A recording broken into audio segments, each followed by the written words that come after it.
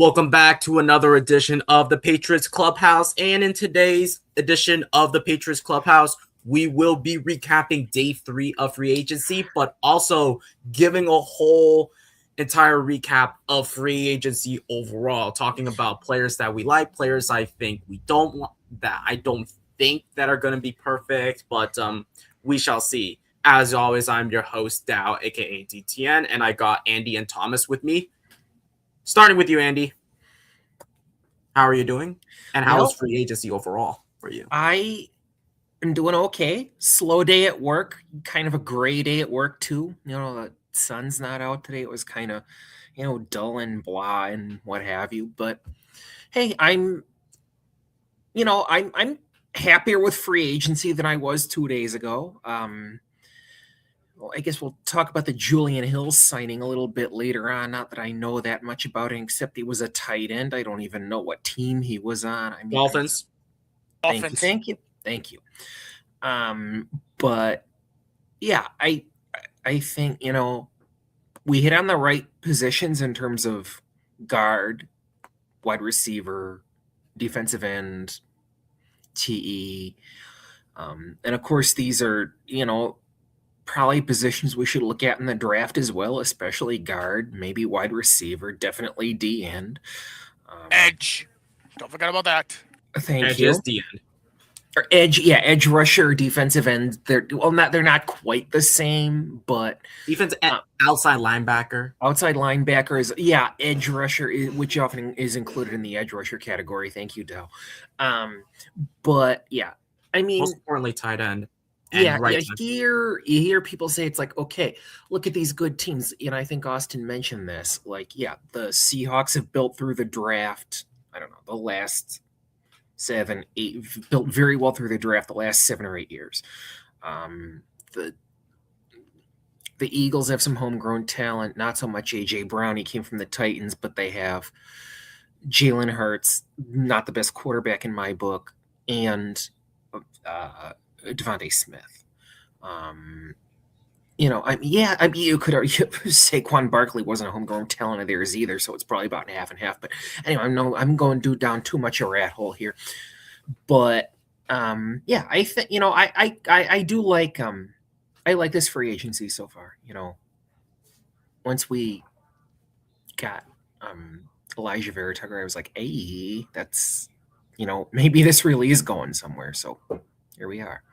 And Kevin Byard, we'll talk about later on. Oh, we'll definitely talk a lot about Kevin Byard, especially since we're going to start off with recapping day 3 since we didn't get a chance to do so. But I want to ask Thomas, what were your thoughts on free agency overall? I mean, first and foremost, I'm all right. Just came out eating my fried bologna sandwich for my snap beforehand. But anyway, free agency is very work well wonders for me when it comes to this. But there is some free agents that completely scratch my head, like the Julian Hill, KJ Britt. But there is some I really enjoyed. Kevin Byard, which I'm a huge fan of him because he lead the league in interceptions. He led the Chicago Bears with the most interceptions at this point. And of course, Dobbs, which apparently definitely one of my favorite pickups we have so far. But we'll talk about that later on when we get to that. Oh, of course. I'll definitely talk about Kevin Byard and how he's going to be a huge asset for this secondary, especially when everybody's been complaining about, like, why didn't we resign Hawkins?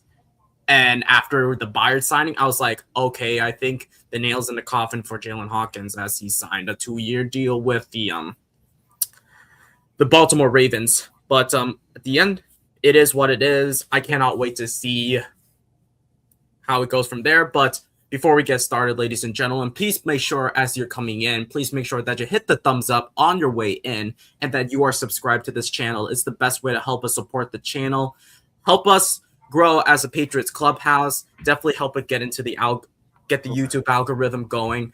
And more importantly, please participate in the YouTube chat. Obviously, I don't think I have all the features on YouTube that I have, but it would be nice that you help us participate. give us your thoughts on free agency, your grades on free agency, and what do you think your favorite player from free agency is? And let's talk about Kevin Byard, for example. And as you mentioned, Thomas, Kevin Byard, I love that. I did not expect him to be a free agent. Well, I knew he was going to be a free agent, but I didn't expect him to I kind of expect that he would reunite with Mike Vrabel, but on a 1-year deal for $9 million on a secondary that has been lacking on takeaways, most importantly, because I think we were like one of the bottom teams, Thomas, when it comes to takeaways. How do you think Kevin Byard can bring you this presence of generating takeaways, especially when the secondary unfortunately lacks in takeaways? Yeah, because despite the players we have here, like young players who we have right at this point last season, yeah, we didn't play well when it comes to takeaways because our players been beaten by some good wide receivers here, even some scrub teams. Not gonna lie with that, but with the Byard pickup, man, like when you put him with freaking Gonzalez, when you put him with Carlton Davis, when you put him with Woodson, and yada yada yada. I'm gonna say this: the Patriots for 2026, we probably might have the best secondary in the National Football League. If we have the, I'm saying it right now. This is I'm gonna be wrong. I don't give a crap. The Patriots in 2026 will probably have the best secondary in the National Football League when we pick up Kevin Byard because 7 interceptions. He led the team interceptions. You know that he lead the league in interceptions.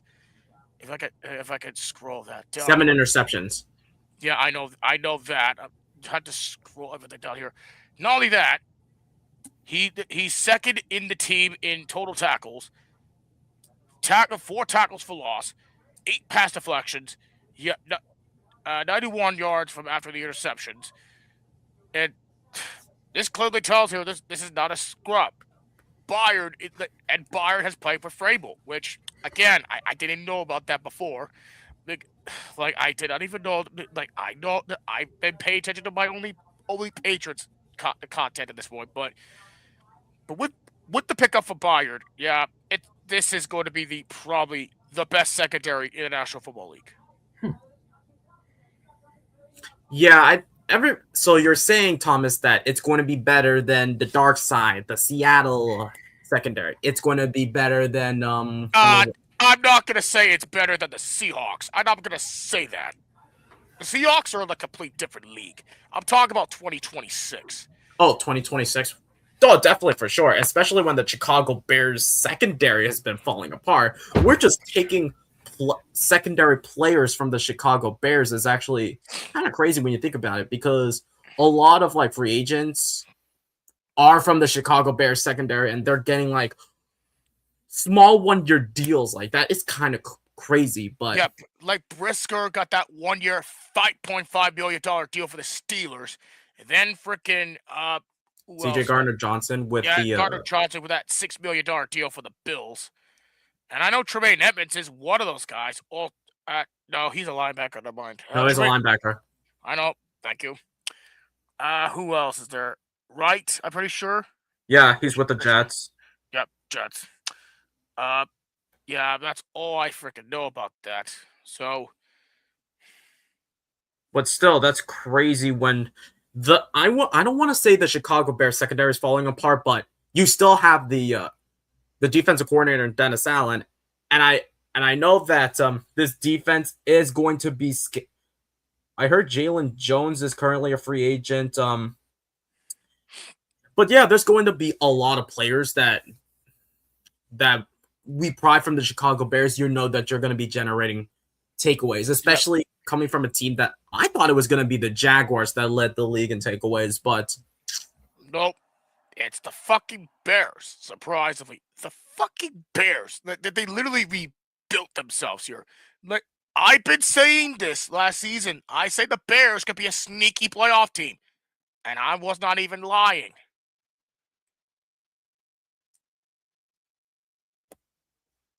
Yeah. Oh, you're muted. You're muted, Andy. Yeah, you're muted. Thanks, Dow. Yeah, they nearly did beat the Rams in that divisional game. That was and that Hail Mary from Caleb Williams. So I mean, I just,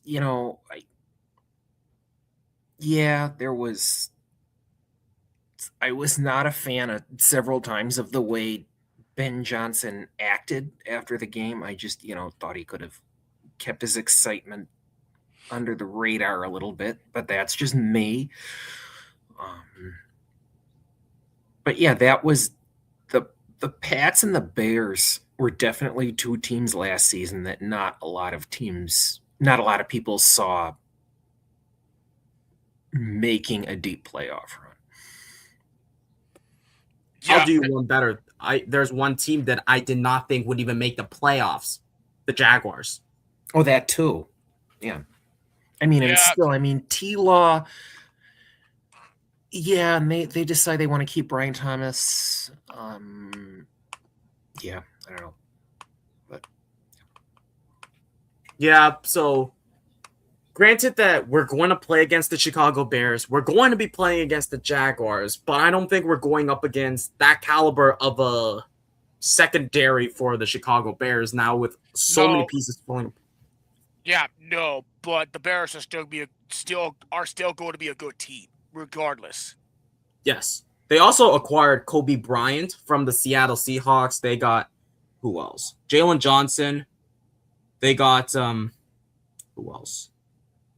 They got Devin Bush. So if you're talking about secondary, Kobe Bryant, Jalen Johnson, Tariq Stevenson, those are the guys that you're going to keep an eye out for. Yes, when it comes to the secondary.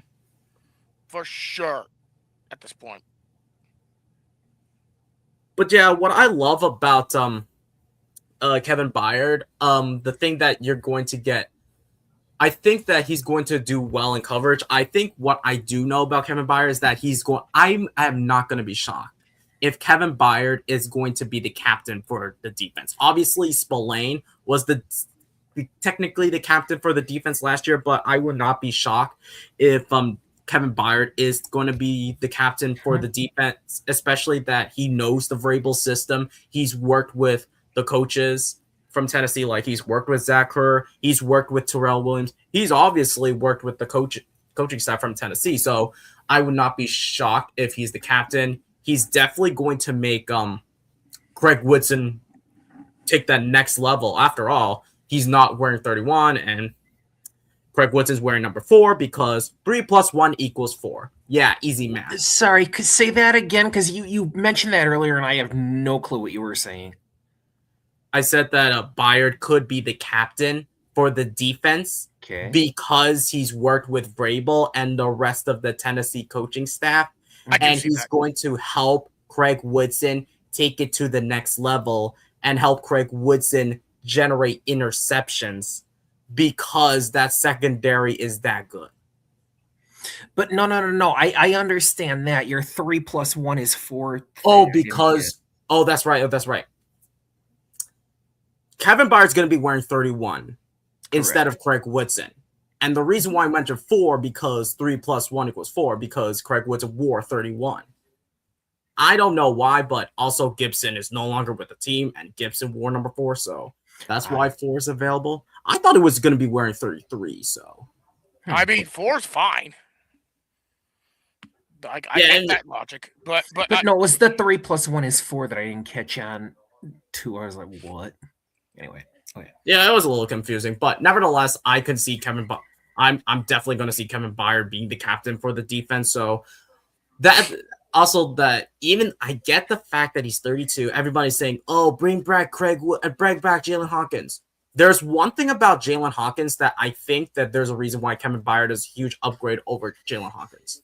There are times when Jalen Hawkins fails to make assignments like covering players, and there's going to be a lot of, I wouldn't say mismatches, but missed assignments, like when it comes to like passer rating, when it comes to like letting up assignments, like you're letting up touchdowns, and clearly that's one of the biggest problems with Jalen Hawkins was when it comes to like communication with Gonzo and why we were getting touchdowns scored on, especially in the air. So now with Kevin Byard, that's not going to happen. Granted that Kevin Byard is more on like the older side of things, but definitely that Woodson is going to take it to the next level.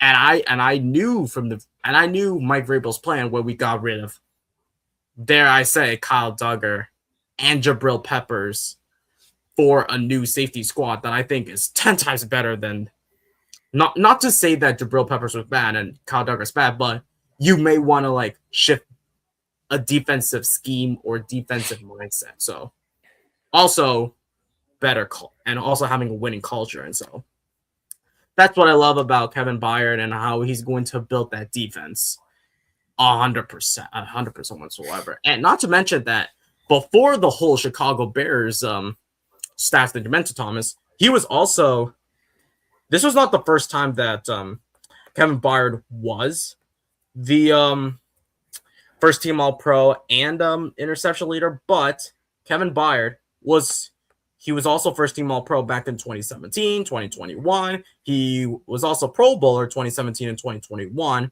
and was the interceptions leader back in 2017. So basically, you're getting a ball hawking machine.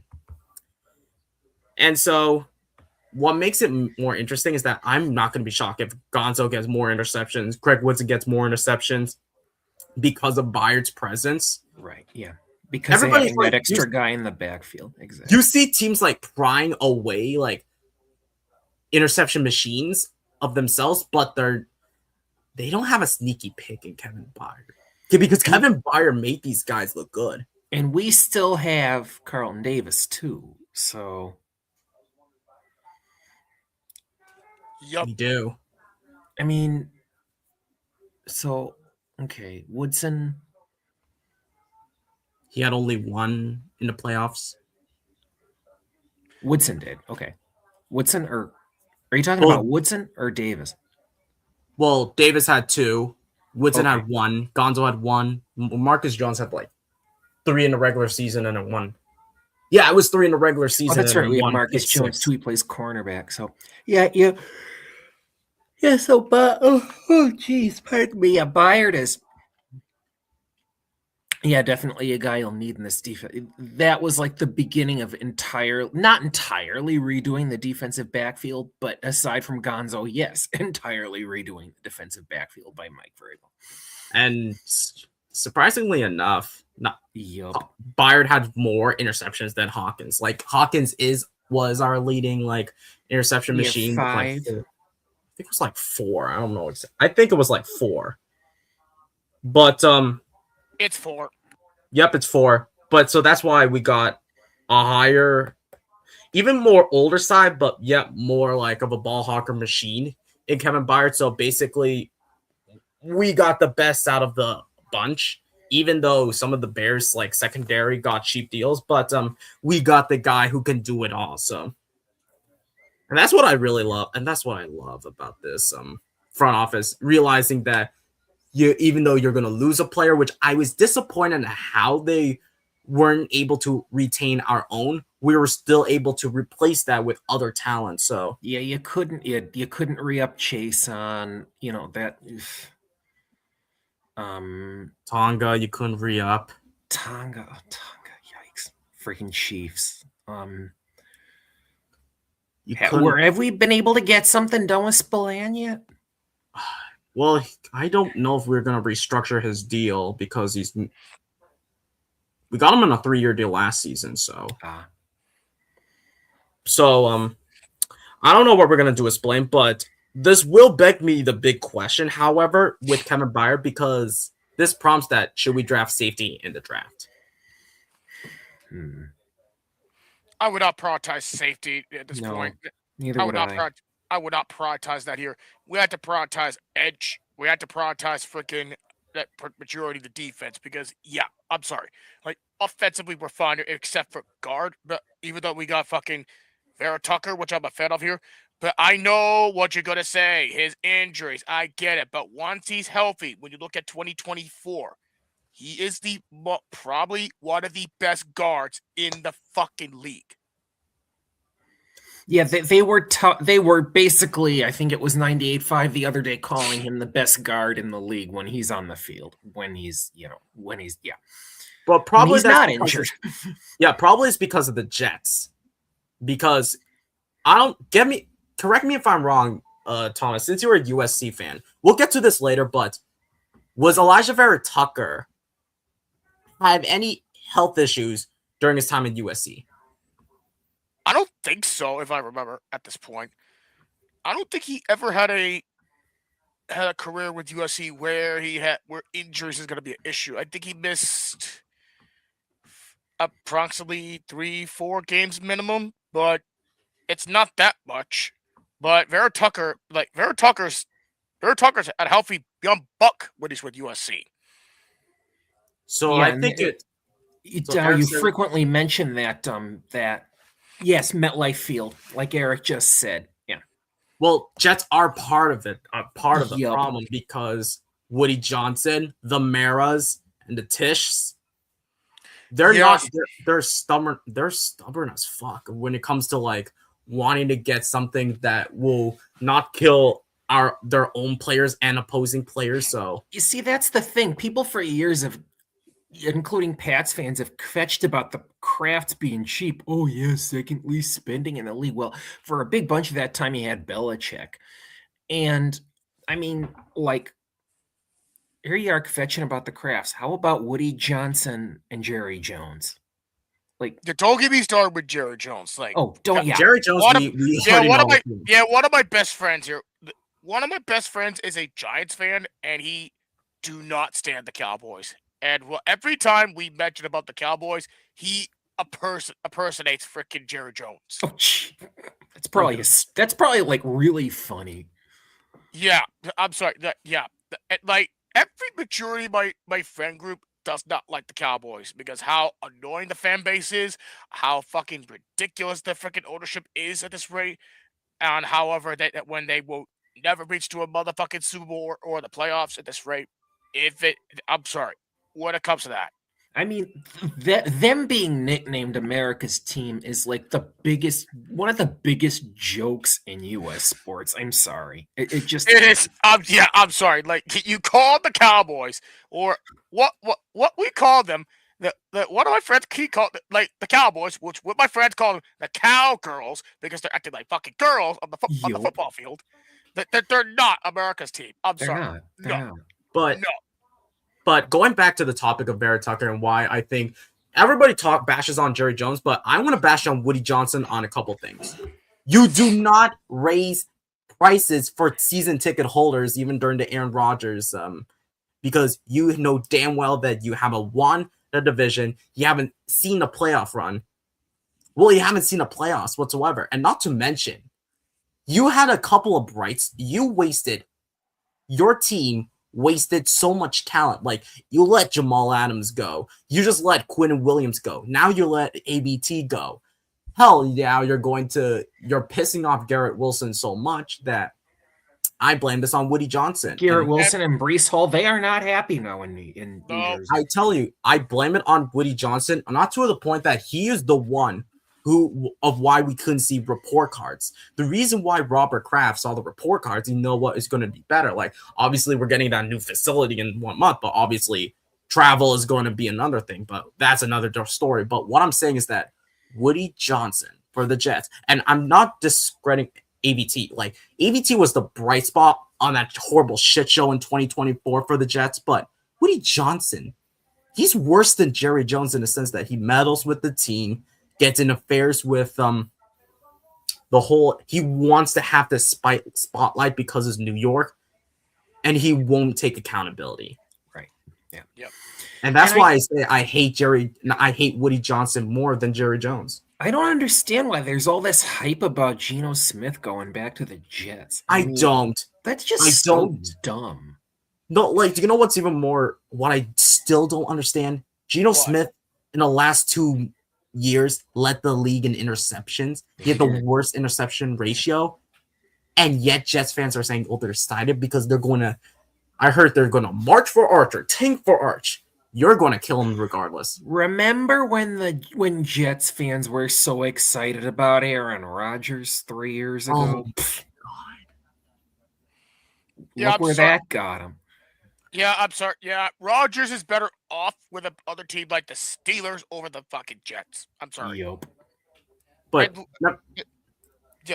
look what. Ever since he left the Jets, he got his Steelers to the playoffs. Mm-hmm. Right, and that's something that the Jets cannot do. And I'm still no fan of Aaron Rodgers, but yeah, I mean, he was okay. He was a top 10 quarterback last season, I believe. With I wouldn't say shitty offensive line, because you do have some bright spots on the offensive line. Because the one thing I love about AVT, like when you mentioned, is that he's reuniting with Morgan Moses. So basically, that's going to be helpful with chemistry and how you can take two brains and then apply it with the with Campbell and Jared Wilson, because you need that veteran between these two. So now you have AVT, because Elliot Wolf confirmed that Jared Wilson will be switching over to center and then have AVT play left guard. I'm not shocked about it. So that's what I love about AVT. And you know what I heard about Jets fans saying? Now that he's with the Patriots, they're going to be like, oh, I'm not going to be shocked that he's going to be the most healthiest player and then be an all-pro guard for the Patriots. And I'm like, fuck yeah, that's going to happen. Because your dumbass owner, and not to mention your son, Brick Johnson, who loves his Madden ratings, hasn't done anything with the turf, with the facility. Aaron Glenn is going to be this and that. How did they not fire him? I mean, I know we're going down a rat hole here with the Jets because they're the Jets and it's kind of low-key funny, but it is. I mean, granted, we've all met some decent Jets fans, but like Kraft knew enough. I mean, yeah, a lot of Pats fans were ticked, but Kraft knew enough what the Pats were, that he saw the shit show that the Pats were under 1 year of Gerard Mayo and kicked him to the curb. Like, that was really like the succession plan, and Belichick was involved, and we tried it and it didn't work. You chew your gum and you spat it out. Don't even get me started with Mayo at this point. But yet, Robert Kraft is at least accountable, because in his press conference, he at least says, oh, I put Gerard Mayo in that situation. Oh, I look at the report cards, I got a D. He even admitted that it's not because he didn't like Mayo. It's he made a mistake. It's like, yeah, I made a mistake. Yeah, I should have kept him on the defensive staff where he might have worked. Probably would have. Yeah, players, imagine if he didn't do that, and then players would be like, oh, I'm bashing on you because he did nothing. Exactly. And I'm saying the Jets because Woody Johnson never takes accountability when you fire Roberts. Well, that's more on his brother. Both the Johnson brothers are stupid, nevertheless, so. Yeah, and again, Aaron Glenn, defensive coordinator of the Lions, just like Mayo, he belongs on a defensive staff, not as a fucking HC. What did you say, Luke? I seen a couple Jets fans yesterday in a live, I don't know what that is, asking why we haven't we bothered to get Romeo Doubs. Typical Jet stupidity. And do you know what the best part is? He's now playing with a better quarterback than Aaron Rodgers. Mm-hmm. In a sense that he was a rookie when it was the last dance with the Green Bay Packers, and from what I heard from reports, that Rodgers throws young receivers under the bus. He does. And it makes me beg, like, oh, you still miss Devontae Adams. What happened when you had Devontae Adams and you did nothing? Right. Wait, what? Oh, when he had Devontae Adams in Green Bay. Hello. In Green Bay, but also with the Jets. That too, yeah. And that's right. They had Rodgers and Adams. It's like, oh yeah, the Jets to the playoffs, the Jets to the Super Bowl. Yeah, the Jets toilet. Yeah, I'm sorry. The last again, reminder for Jets fans: last time they've been to the Super Bowl is with their quarterback is Joe Namath. There's nobody better than Joe Namath at this point. The last time they made the playoffs, I think, was when they beat us with Tony with no Sanchez. No. Yeah, and I remember yes, it was Sanchez. And I remember motherfucking Bart Scott is with the Jets defense. Yep. Oh my gosh, I can't stand Bart Scott whatsoever. But let's not go in a rabbit hole. Let's continue on with free agency. And good thing we mentioned Romeo Dawes, but let's continue on with like the other three signings. Let's talk about KJ Britt. With KJ, so the three signings, Mike Brown, Julian Hill, and KJ Britt could help you more specifically on what is it? They could help you more with special teams because they were more of special teamers. And so let's start with KJ Britt. 1 season with the Dolphins, but drafted by the Buccaneers. So I feel like the one thing in common with KJ Britt, I think KJ Britt was meant to replace Jelani Tavai in a sense that Tavai is not a scheme fit. And so I was not a huge fan of Tavai. And thankfully he's gone and we replaced him with a player from the Dolphins who I thought the Dolphins defense would be trash, but later on they were like they got better, so I was wrong about that. But he's going to be huge on special teams. He's not going to be like your starter. No, he's not, but he's going to be one of these guys. They're going to be these rotational guys where you're going to see him. They can perform well here, like Julian Hill, for example. Also, he's this guy where you may not see him more of here, but he's going to be one of those rotational pieces where he's going to be fit well on the offensive side. Like he could block well because I heard that Julian Hill could pass block well as a tight end. So, yep, he's a great blocker. My problem with Julian Hill is that he's not a good route runner. He's not meant to be like your pass catcher, your receiving tight end, and Drake May thrives in 12 sets and likes to throw to like big bodies and having a tight end who is like more of a receiver. But obviously the thing is last season, and I know Andy, you know about all of us know about this, that none of our tight ends were good blockers. Hunter Henry and Austin Hooper were not good, but they were good receivers. But I'm a little concerned, however, as Julian Hill being your tight end too, because if Henry goes down because he's like in his 30s already, if he goes down and Julian Hill is your number one, regardless, we could talk about draft later, but if Julian Hill's your number one, you're screwed big time. You're really screwed. Yeah. Well, yes. Well, you got to draft one, and I think Vrabel and Wolf know that. They did say that. Well, Wolf said that tight end. Well, Vrabel said that edge and tight end are going to be crowded. Lost out on Chigakonkwo, by the way. He went to the Commanders. Ugh. But Commanders have made some low-key good signings the past couple days. Probably their general manager woke up. Dan Quinn probably be on the hot seat, and you know that you do not want to kill your golden goose, which is Jaden Daniels, after you murdered him yesterday with his ugly arm. Oh, that arm injury. It was gruesome.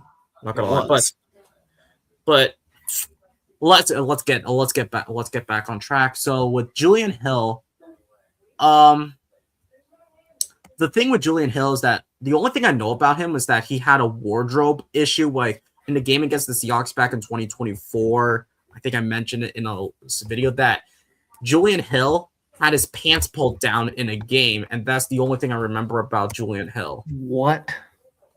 For real? Yep. Obviously, I do not want to get copyrighted here, but if I were to play a video, but that's right. Now I remember him. Yeah, he got pantsed against Jenkins, and I think that if I were to find a video of where Julian Hill got, he had like a wardrobe problem. I look up Julian Hill, and basically he had I wouldn't say he had a wardrobe problem. That's just like that one game against Seattle, but nevertheless, you finally got yourself a blocker. Obviously, it's not like expensive, but Would you consider that contract, Andy, to be expensive? 3 years and 18 million? 3 years and 18 million? No, that's 6 per annum. That actually makes sense for, I mean, he's what? He's 26. He'll be 26. He's not old. That's in for a position of need. I think I'm not sure how he is as a blocker, but yeah, I think that's I don't think that's a stupid deal at all. Yeah, Julian Hill's a good blocker, but he is. He's a good blocker. He is a good pass blocker. That is something that Hunter Henry and freaking Hosduper's not good at here, pass blocking. Right.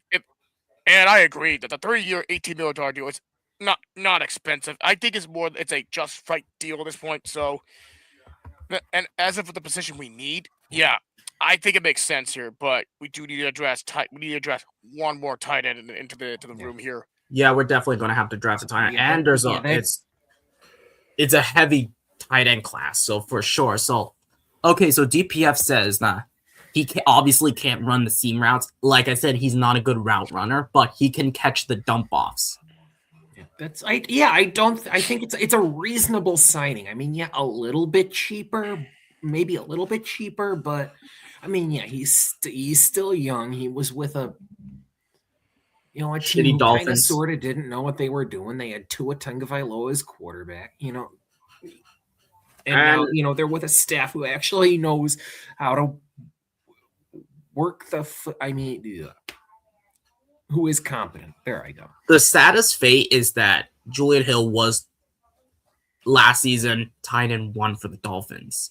And he's meant to be your tight end 3. After all, he had Darren Waller. Darren Waller didn't work as a TE1 for them. And then had Greg Dulcich, I think. Really? He's not. I think he was. Maybe you're right. Maybe you're right. Yeah, but the thing with Julian Hill, he's 6'4", so at least a tall dude. Good blocker, like. But you're right. They had Dulcich. Yeah. He went to Campbell. I've never heard of that. It's in North Carolina. I haven't heard of it either. The Fighting Camels, interesting. And it was obviously he was undrafted. So spent 3 seasons with the Dolphins. He only had. I don't think he ever had a touchdown. No, he doesn't have a touchdown. So if he scores a touchdown with the Patriots, that's crazy. That's a shot at the Dolphins. So he has not had a touchdown yet. Nope, no touchdown. Wow. And I think that's not a touchdown, Julian. Julian doesn't have a touchdown. What? UDFing in 2023. Yeah, I mean, again, they were saying on the radio. I was driving home from work, and they were saying on the radio that just like last year, this is Vrabel's going to come in with this team of castoffs that's looking to prove themselves. I mean.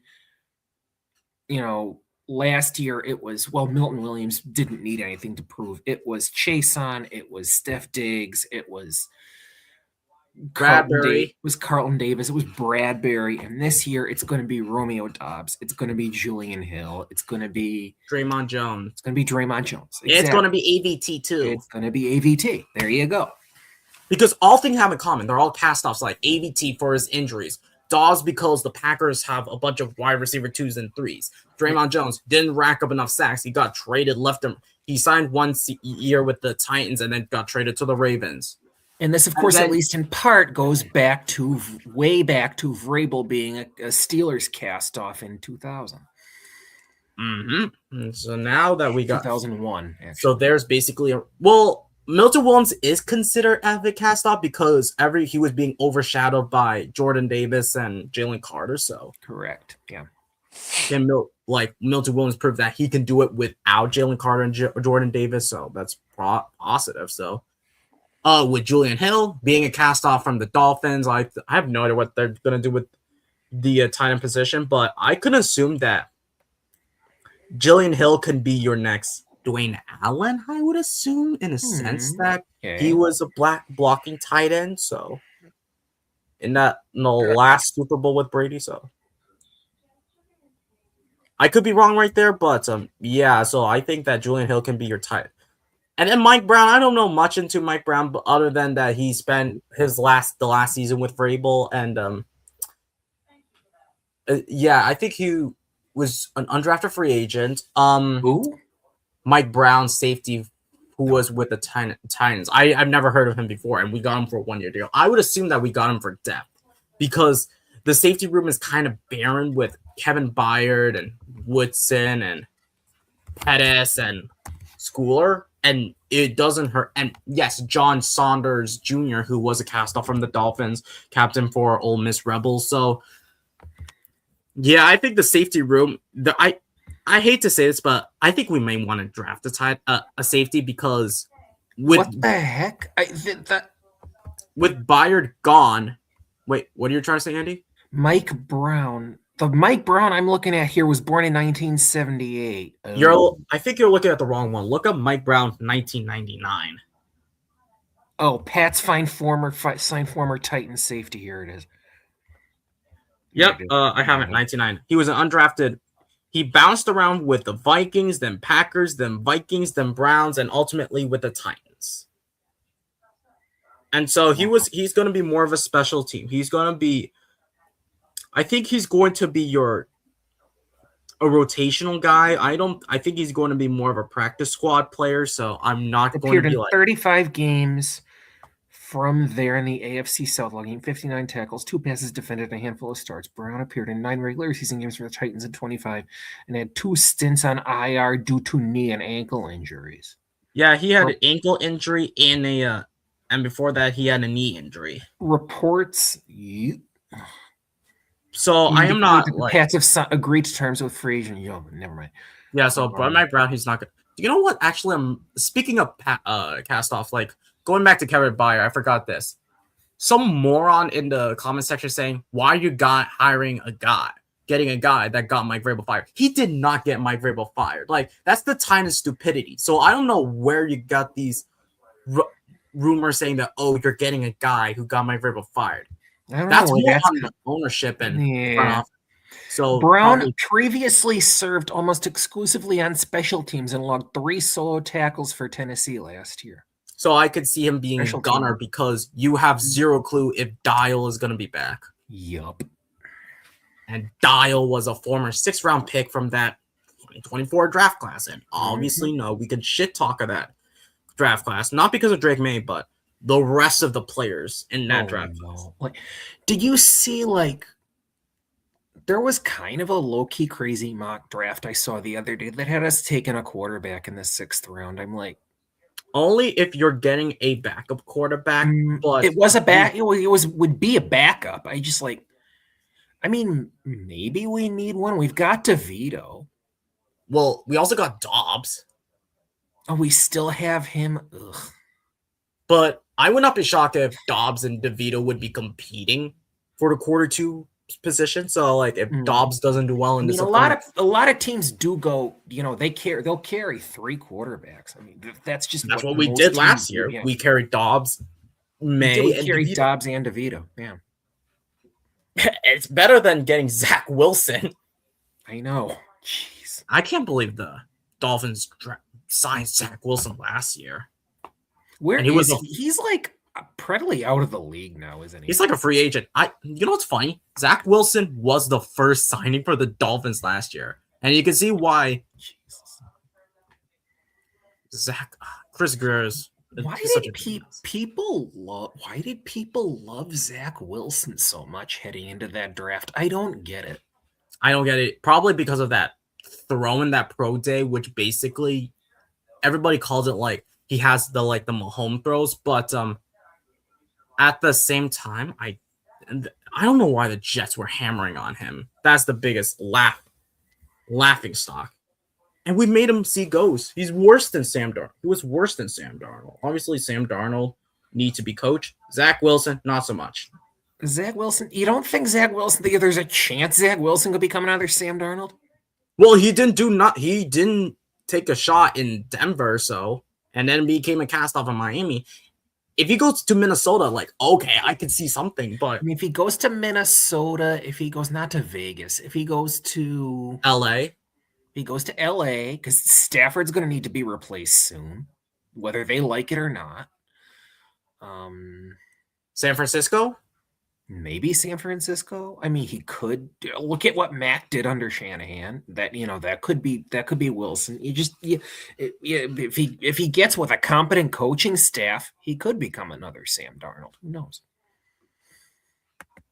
I didn't see. Yep, developmental guy in the 6th. I mean, if we don't use them to trade up, we have 3 or 4. I think we have. Yeah, we have like 3 or 4. Yeah, we have a 3 and 4 6th round picks, and then we got like a 7th round pick, a conditional 7th round pick that we got from the Colt Keon White trade. Yep. Because the thing is, if Keon White is like active for 10 games, we get the 7th round pick back, and now we have like 11 draft picks. Yep. We have 11 anyway. Yeah, I love that number. I heard the Steelers have like 12. They do. But so now that we covered like all the free agents, let's give a whole recap of like all the free agents and talk about not the numbers that they're going to be wearing, but talk about like the whole free agency as a whole. Obviously, it's not as big as it was last year because basically the comparison was Mike Vrabel overhauled that team. So basically, this was more of a retooling, as I would say. You're retooling what you're lacking on and how you're going to improve it. Like, I see a lot of replacements. Obviously, we have fans hammering on Mike Vrabel and Elliott Wolf because you did not re-sign a Caleb Von Chason. You did not re-sign a Hawkins. You did not re-sign an Alex Austin, who's now with the Dolphins. You did not re-sign a Kairos Tonga. Obviously, Austin Hooper had to go. I unfortunately didn't want to. But Darian Lowe with the 49ers. And so somebody on the radio said Vidarian Lowe, was like, quote, a serviceable backup. I'm like, yeah, serviceable backup is as much as he's serviceable backup is as much as he's ever going to be. Yeah, and Vidarian Lowe was given 2 years and $9.25 million. Not bad. I'm sorry. No. Who gives a fuck about Vidarian Lowe? Good luck, Brock Purdy. Yes, touche, Ashton. And and then I heard that Gibbons is not tendered, so he's going to be an unrestricted free agent. So I'm not going to be shocked if he gets replaced too. But yeah, I was a little disappointed. We did not resign our internal free agents, but we replaced them with other free agents that are going to be better. So I'm not like pissed about it, but obviously there's still a lot of holes that we can win a draft. Like we recap it. Lucetta, I have no idea who he is, but he was from the.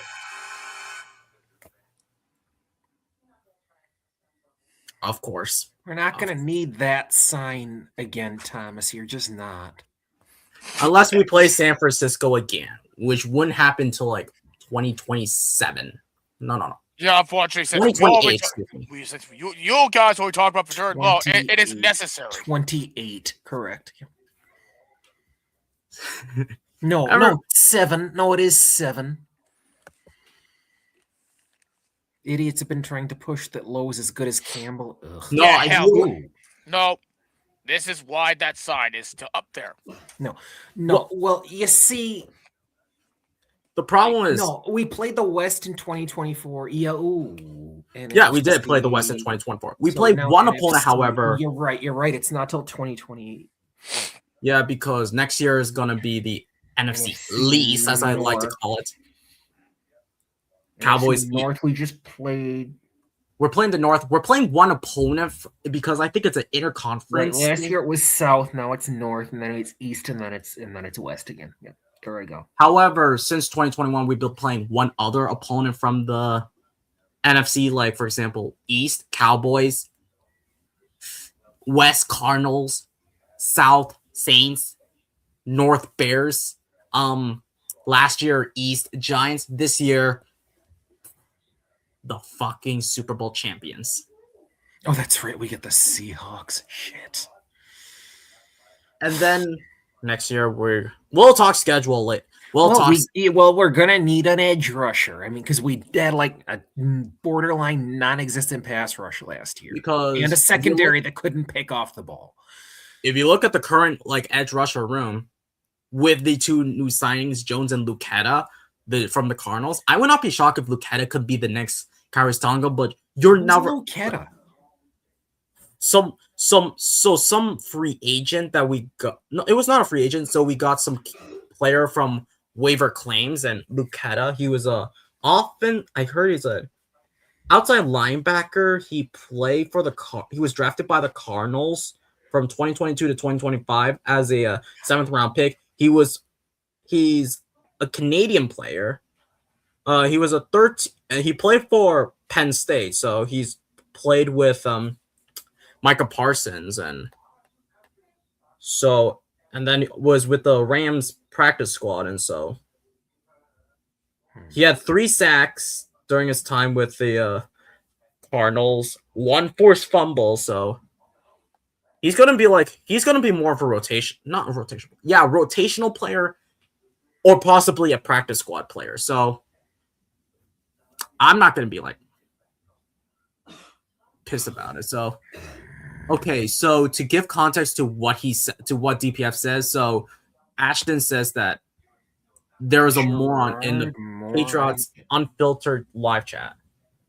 Wait, what the heck? So Gerard asks, Lowe is as good as Campbell? Who says that? And then Ashton replies with moron in Patriots unfiltered live chat. I don't know what at Gerard, a moron in the Pats unfiltered chat. He's not saying Gerard is a moron. Oh no, that would be stupid. We would that would be so. But that's life nowadays. You have people in the chat just spamming nonsense. So right.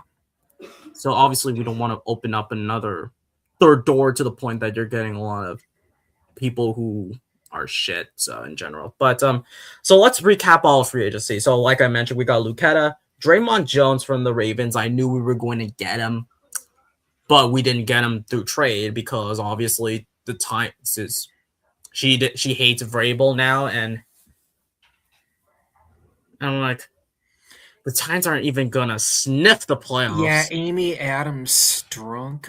She's like her. I have a not so nice nickname for her, and I'm not gonna say it right now.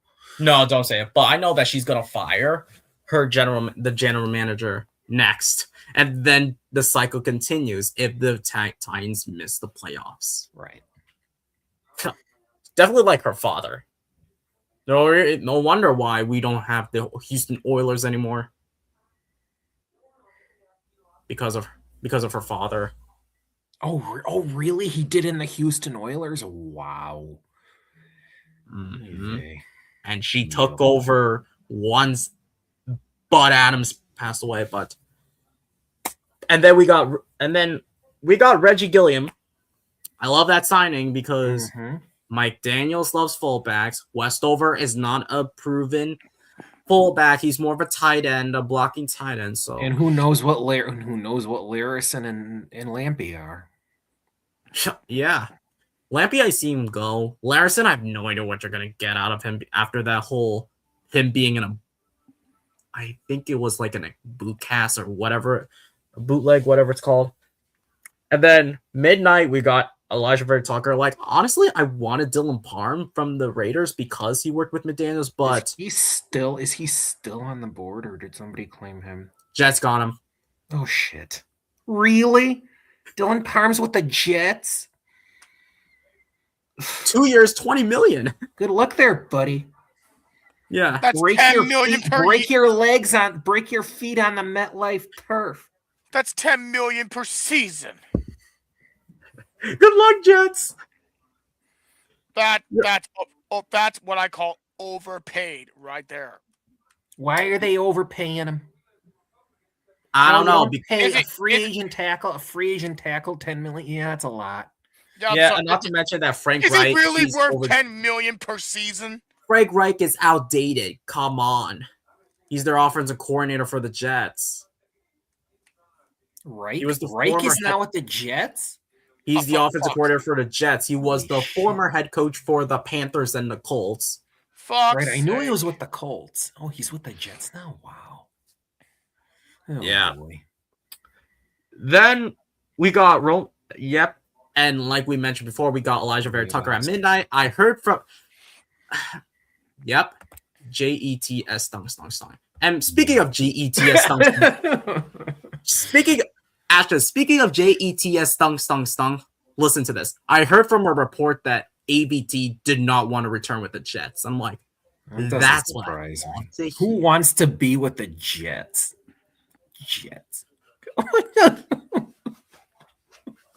Who wants to be with the Jets anymore? For gosh sakes. Not Breece Hall or Garrett and yet Wilson. they gave him a franchise tag of worth of $18 million or something. Yeah, you can't buy me. They ought to say you can't buy me. Yes, ABT is smart. Going with the Patriots, and I think we got some. I think if we have the best medical staff and we manage to monitor ABT, and because I heard from ABT says that he is this close to being 100% healthy before mandatory minicamp, I think he will be active for OTA. So if he is healthy throughout all of offseason and he's healthy throughout the first season, at least play a minimum of 13 games. I would give a minimum of 13 games, just 13 games. I will be okay with this signing because obviously you gave him a 3-year. Yes, I agree, Gerard. You will need a backup because obviously, well, yes, you have Ben Brown, 100%. but it doesn't hurt to get another left guard in the draft. You're obviously gonna need a kid on it, left guard or right guard, maybe both. Well, Caden Wallace is currently the backup. Oh my gosh, I haven't heard the word from. No, I think Caden Wallace is gonna be the right guard. I don't know. I don't know about Caden Wallace. I don't know why the hell we even drafted him anyway. First of all. And then, but yeah, I love the Elijah Vera Tucker signing. Romeo Doubs, like we mentioned before, he played with, let me list them off. Christian Watson, Jalen Reed, Jatavian Wicks, Matthew Golden, Savion Williams. So you were surrounded by wide receiver 2s and 3s, so correct. We got the better of the bunch, so some upper echelon 2s with Jaden Reed and Christian Watson.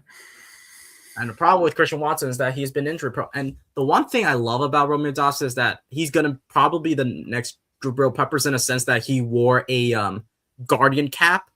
So I'm gonna see him with the Guardian cap, and I love the idea because obviously players getting concussions a lot, and I think Doubs had 2 concussions, but him wearing a Guardian cap is going to look awesome. And not to mention that it sucks that he's wearing number 87. I would prefer he wore any other number than 87, but probably 87 should be retired. But hey, what do I? But not the boss. If the previous owners before Robert Kraft didn't fire these other numbers, we would have been fine. Like number 12 was one of them. 87 should have been fired. 11 should have been fired, but the problem is Edelman retired, not fired. Yeah, retired. 11 should have been retired because, but the problem is Drew Bledsoe wore that number, and then like Edelman took over and wore that number. 54 should have been retired because, well, Hightower wore 54 and Brewski wore 54. 32 could be the same thing, but Trevion Henderson's wearing 32. 18 could have been retired, but Kyle Williams is wearing 18. So probably you can make a legacy out of these numbers, but obviously it means nothing because what happens if we just retire a lot of these numbers and you have no number given? That's the problem nowadays. So what's next? You're going to retire 10 because of Drake May being this and that. It's the saddest fate. And then, like we mentioned before, Kevin Byard, I think that he's going. I don't know, whatever fool said that he's going to get Mike Vrabel fired is a complete idiot. Who the heck's what? Someone on Instagram. Vrabel got made. No, Vrabel. I mean, Byard Kevin got Byard Vrabel got fired. Some idiot on probably some idiot or some Tennessee Titan fan on Instagram would say that kind of stuff. Yeah, that sounds about right. Okay, Gerard's saying that Doubs is going to correct. And I agree with this 100%. Love is highly overrated. Who? Jordan Love. Oh, yeah. Look at the comment I said, okay, read Romeo Dobbs. Good Morning Football said DJ Moore to the Bills will be a signing we'll be talking about next year because he has now a common quarterback. What? I was like, how about Romeo Dobbs? Arguably could do more for us than Moore does for Buffalo, considering especially. Do you know what's interesting? We only signed Romeo Dobbs. We didn't have to trade for Romeo Dobbs. That too. It's like, oh yeah, the Bills. Yeah, it was Seth Rollins. Like, oh yeah, he's a Bears fan. He's like, oh yeah, the Bills will be in the playoffs, and we'll be talking about Allen to DJ Moore, and because like we were with the Bears, and like, okay, yeah, and we're not going to be talking about Drake May to Romeo Dobbs. Come on. I mean, he didn't really imply that, but I mean to say that more to the Bills is going to be the story of this offseason. I mean, that's a little premature. Could it happen? Yes, because Josh Allen is Josh Allen, but I wouldn't go that far yet. No, if Josh Allen doesn't at least make the Super Bowl this upcoming season, then you're gonna have to scrap it, like scrap the whole entire roster. Wow.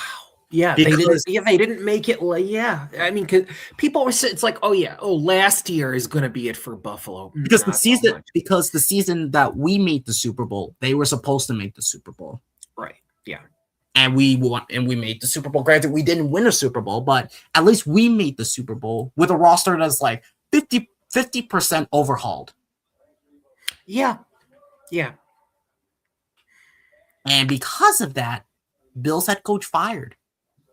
So you have zero clue of what you're going to expect from Joe Brady as a head coach. So that's my other concern. And we don't have to talk about Dolphins because who is their wide receiver one now that Tyreek Hill is gone? Jalen Waddle. Mm-hmm. And then, of course, you got Garrett Wilson for the Jets. So to close out this live stream, what would you give starting with you, Thomas, and then get to Andy? What letter grade would you give free agency overall? I'm gonna give it a B. I think it's a very decent, above average, way above average free agent signing. It's not like last season when we just go all out with the cap space. Like we got like over $40 million in cap space. We went. I think we had like 60 million and then went down to like 30 million. Yeah, that. We spent less on some guys, but at least what you said, Vrabel is going all out with the positional needs, which it's great. Then we got Jones, we got Gilliam, who is probably one of the top 3 best fullbacks in the league. Or what people say. Vera Tucker, when healthy, he's one of the best guards in the league. Then we got Dobbs, who's he's going to be a fucking great receiver for us. Byard lead the league in interceptions. Julian Hill is going to be a good pass blocker.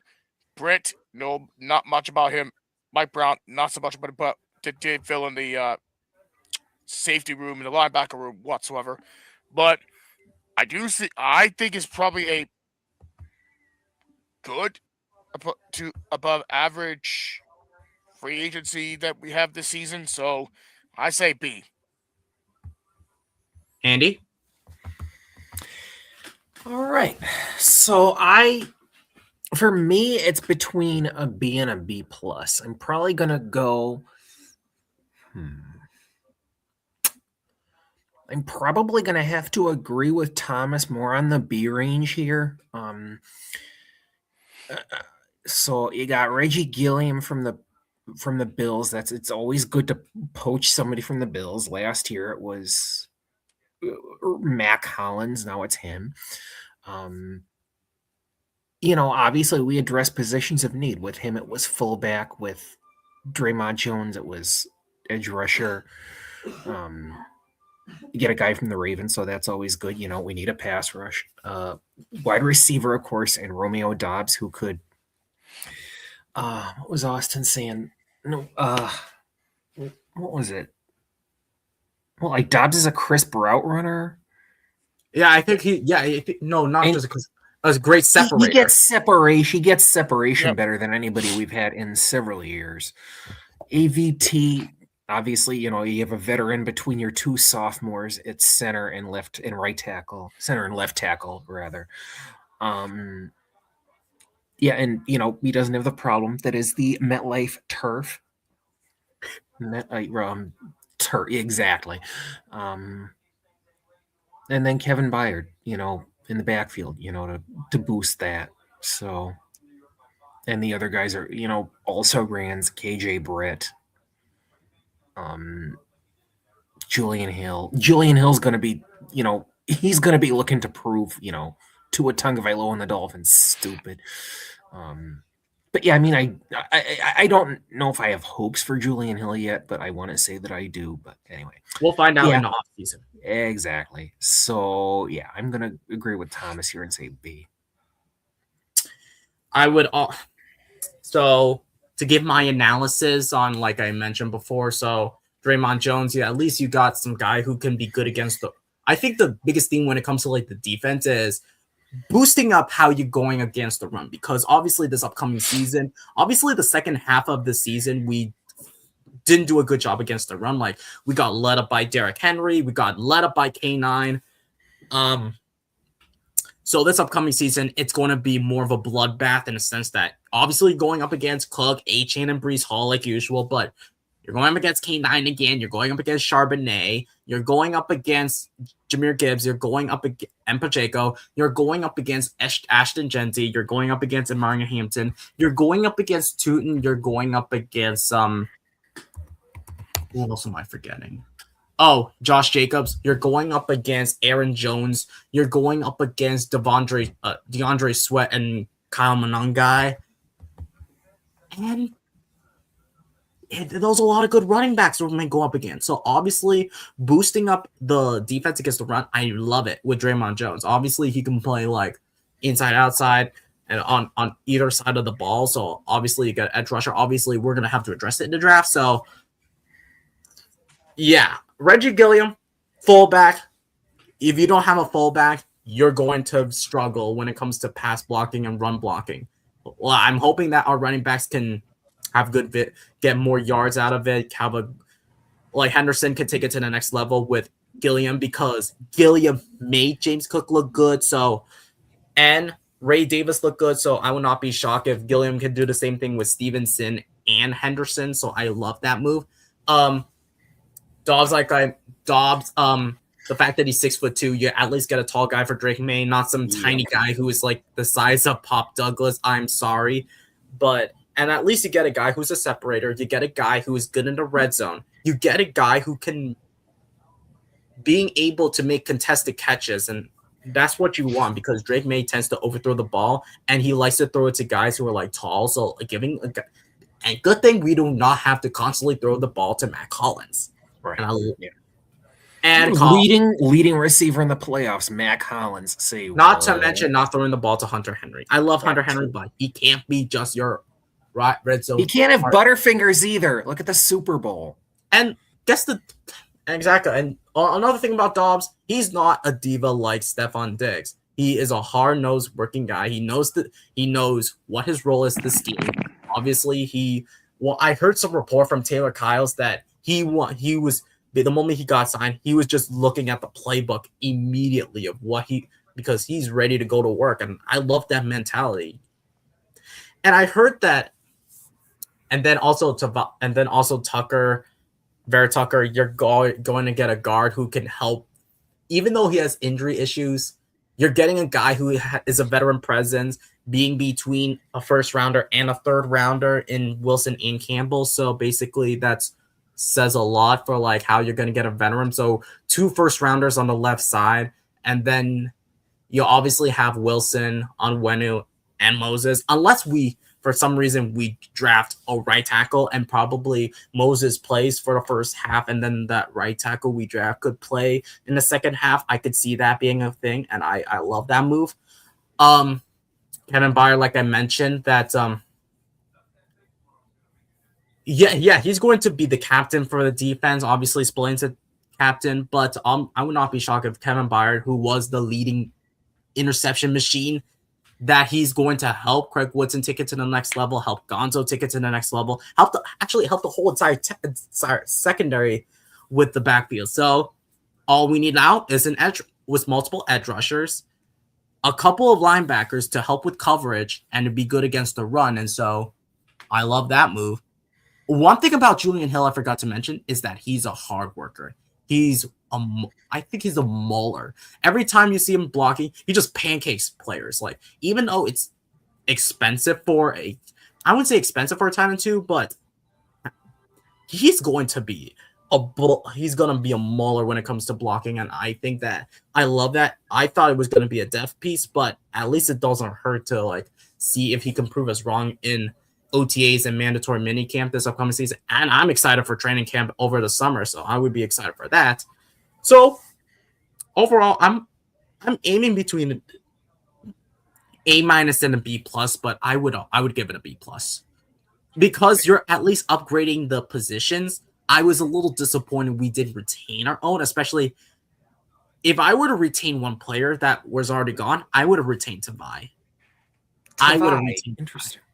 No, not Tonga. Excuse me, Tonga. I was gonna say Tonga. Tavai. No, Tavai. Yeah, go Tonga. Tavai Wikano. I don't know what I was thinking. It started with the letter T anyway, but yeah, Tonga, because you don't have that nose tackle that could stuff runs, and that was the biggest thing with Kyrus Tonga is that.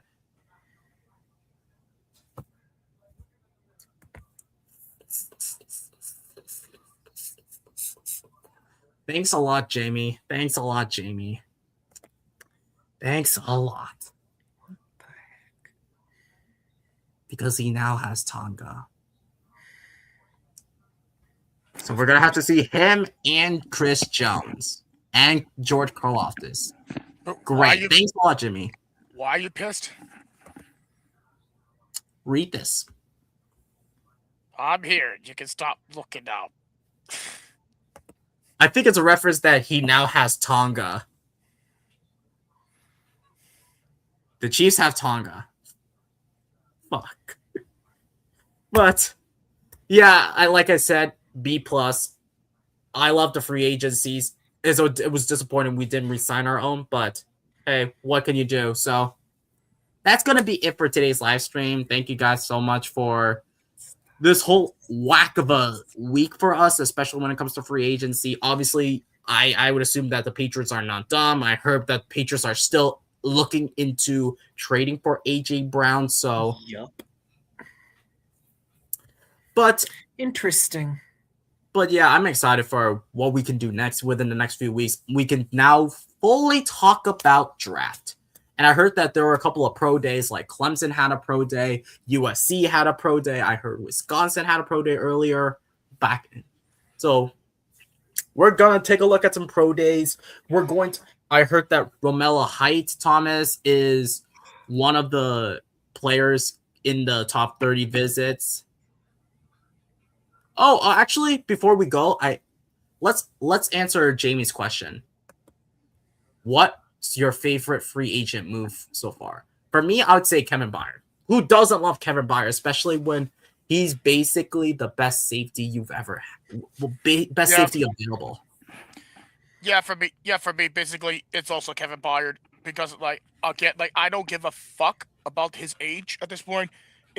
He leads the fucking league in interceptions with the best secondary in the league out of the Chicago Bears, if I may add. Andy? Yeah, I gotta go Romeo Doubs. I love my wide receivers, and yeah, we had Diggs and the first 1,000-yard receiver since Edelman, but he does have a diva streak, and it's not that Vrabel didn't like him. He likes Vrabel.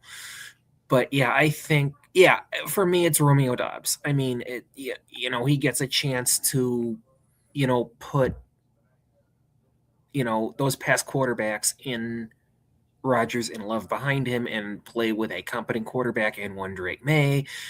And yeah, I just, and that guy, like Austin said, that guy who can get separation is really key in your offense. And we didn't have one last year. And that, and on top of very little pass rush, kind of killed us in that Super Bowl. So yeah, it's wherefore art thou Romeo?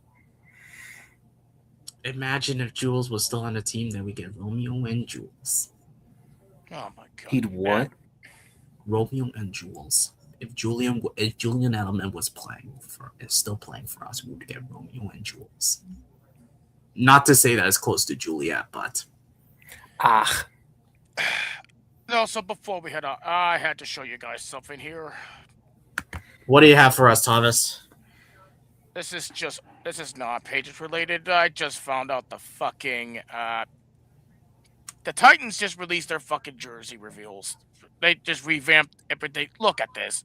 Look at. Oh my gosh.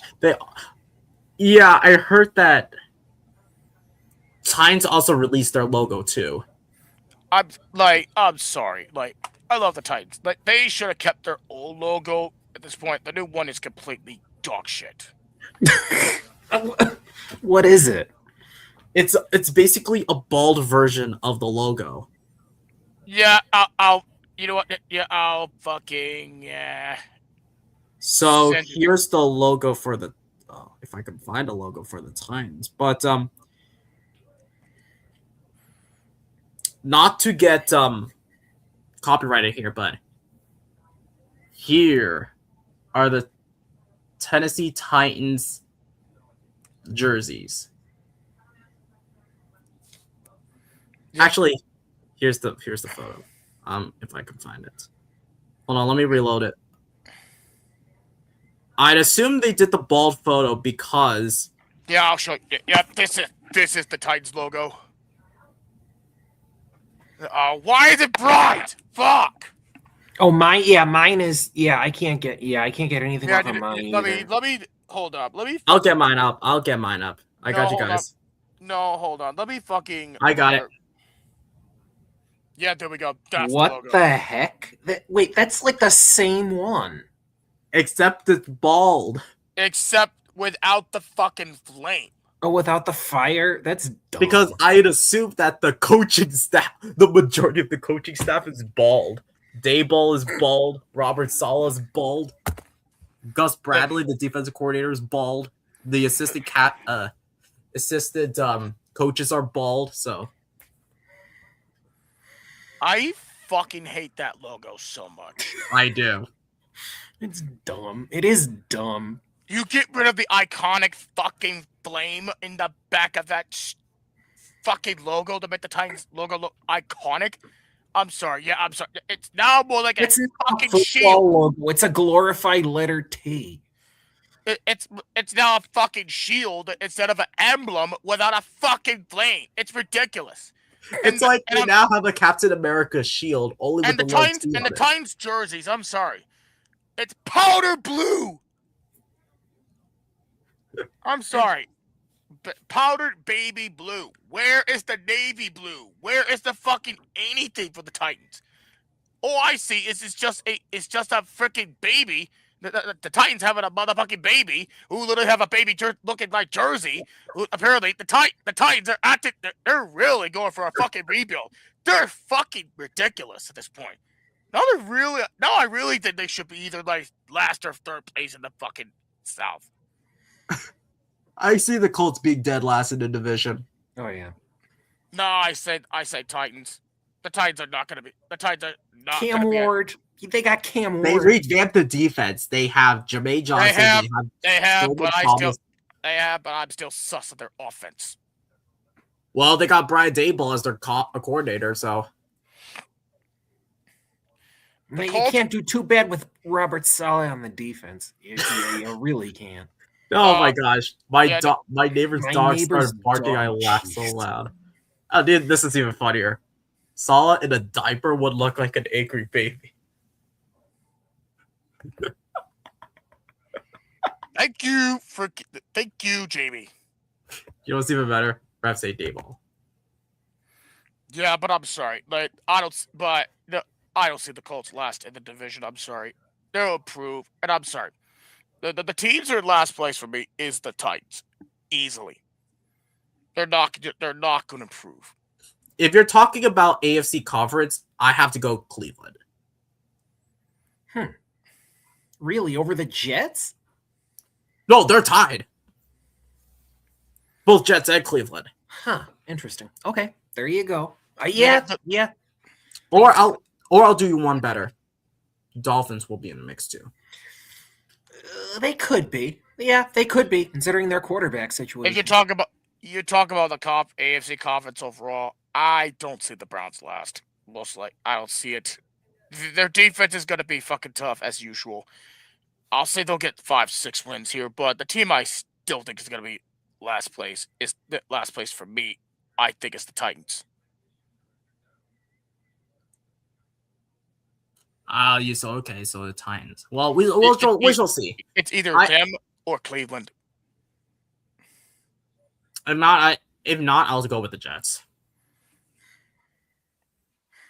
Because it's the Jets, but it's gonna be interesting what's gonna be like this upcoming season. But obviously, we still got one area of free agency we need to go after, and it's the draft and UDFAs. If we for some reason we get some spectacular UDFA from that draft, from that list, and balls out just like Efton Chisholm was for us.